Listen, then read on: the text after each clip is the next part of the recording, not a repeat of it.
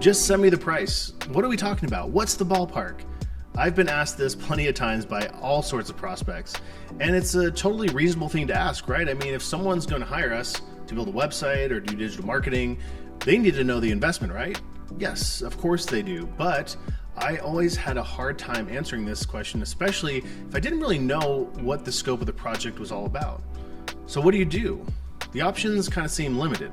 Option 1, tell them a number that's too high and I might scare them off. Or option 2, tell them a number that's too low and I might not make enough. The truth was, I wasn't ready to tell them the investment because I just needed to know more about their project, yet I still felt this pressure to give them an answer. Now, that was until I developed this perfect script to answer this. When a client asks me to estimate the investment for their project before I'm ready, here's exactly what I say. I'd love to give you the investment for this project, but to be honest, I don't know what it is yet.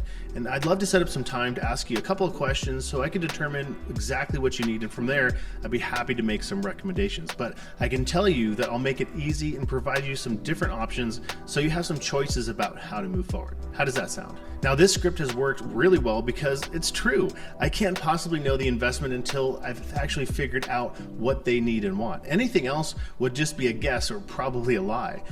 Believe it or not, our prospects don't always understand that we need to diagnose the situation much like a doctor would. And I found that the reason clients ask for this investment is more likely to do with them not understanding this than them just being pushy. I think that the main reason they want to know about the investment is that they are just trying to avoid a situation where they're being blindsided by a number that they're just not comfortable with.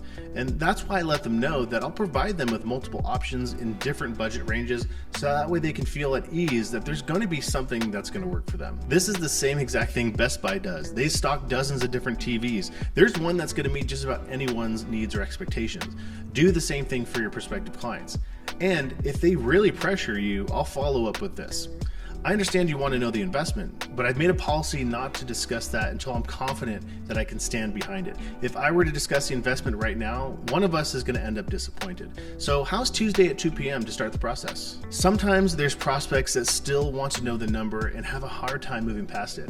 Now, this second script works because it takes a more direct approach by letting them know that if you were to discuss pricing, that it wouldn't be with integrity, and this is a line that you're unwilling to cross. Holding boundaries with a new client is a really quick way to build trust.